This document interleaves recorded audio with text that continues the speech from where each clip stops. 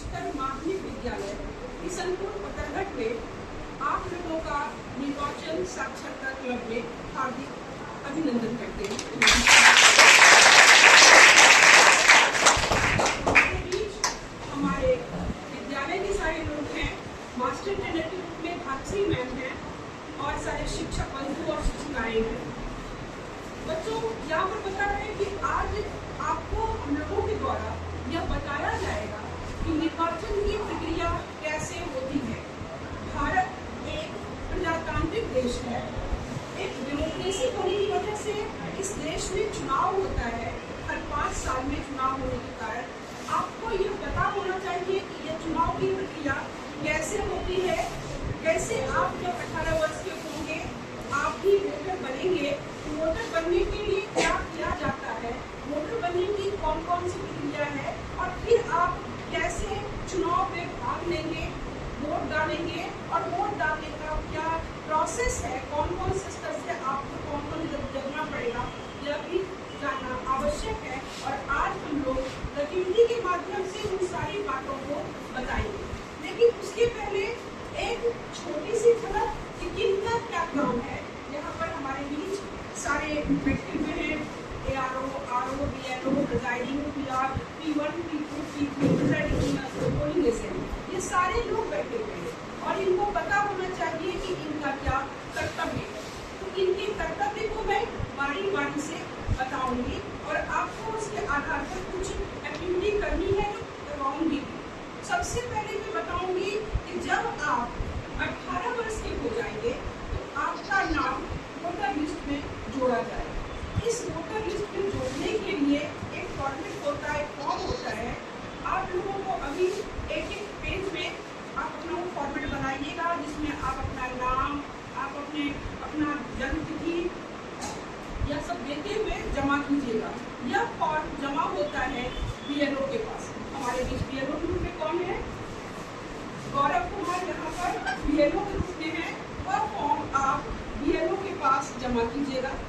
BLO उस form को अच्छे से जमा कर उनकी शुद्धि और शुद्धि सब कुछ अच्छे से देखेंगे और उसके बाद उस फॉर्म को वो दे देंगे जिनको ARO के पास। हमारे पास ARO के रूप में यहाँ पर आपका नाम बताइए, राजा कुमार है और ये उस फॉर्म को फिर देखेंगे कि कहाँ पर कोई दिक्कत है, कोई अशुद्धि है, वाजिब में वो 18 वर्ष का हुआ है या नहीं, या जिनका नाम पहले से जुड़ा था अगर उनका भी कर दिया तो सारी चीज को वो अच्छे से स्क्रूटनी करेंगे और स्क्रूटनी करने के बाद वो अपने बंधु को, अपनी सारी सूची को वह दे देंगे आरो के रूप में हमारे पास गौरव कुमार है। क्या नाम है आपका? गौरव देव। ये गौरव देव है आपके पास आरो के रूप में।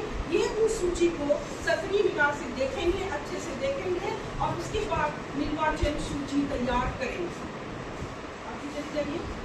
अब हमारी निर्वाचन सूची तैयार हो गई और इसके लिए एक निर्वाचित नामावली बनेगी जिसमें जो भी आप लोगों ने यहाँ पर भी प्रक्रिया करवाऊंगी, जो भी वोटर्स होंगे उन वोटर्स का नाम उस निर्वाचित नामावली में होगी और उसके बाद उस निर्वाचित नामावली के आधार पर ही अब चुनाव की प्रक्रिया शुरू होगी।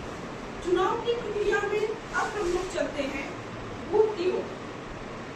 हम जानते हैं कि जब हम बूथ की ओर जाते हैं तो वहाँ पर हमारे पास 4 लोग होते हैं जिनको की पूरी मतदान का दायित्व दिया जाता है। तो 4 में हमने पीठासीन पदाधिकारी का दायित्व सौंपा है। आपका नाम सुमित कुमार है और ये पीठासीन अधिकारी का रूप धारण करेंगे। आज उनका कर्तव्य निर्वहन करेंगे। इसके बाद हमारे साथ निर्वाचित टीम के और भी है। प्रथम मतदान पदाधिकारी के रूप में आप अपना नाम बताइए। शोभा कुमारी हमारी प्रथम निर्वाचित पदाधिकारी है। द्वितीय मतदान पदाधिकारी के रूप में P2 के रूप में नाम ब्यूटी कुमारी P2 के रूप में है और P3 के रूप में रानी कुमारी। तो हमारी यह पूरी टीम ही मतदान की प्रक्रिया को सुचारू रूप से संचालित करेगी। और पता होना चाहिए कि अगर यह मतदान की प्रक्रिया जब संचालित होती है तो उस क्रम में किसी प्रकार की गड़बड़ी नहीं हो, इसके लिए राजनीतिक दल के द्वारा पोलिंग एजेंट रखे जाते हैं, राजनीतिक दल के पोलिंग एजेंट होते हैं। हमारे पास भी यहाँ पर मतदान अभिकर्ता हैं। आप अपना नाम बताइए। सौरभ कुमार है। आप? प्रिंस कुमार। ये हमारे पास मतदान अभिकर्ता के रूप में यहाँ पर। तो ये हमारी पूरी टीम है और जो आज का मतदान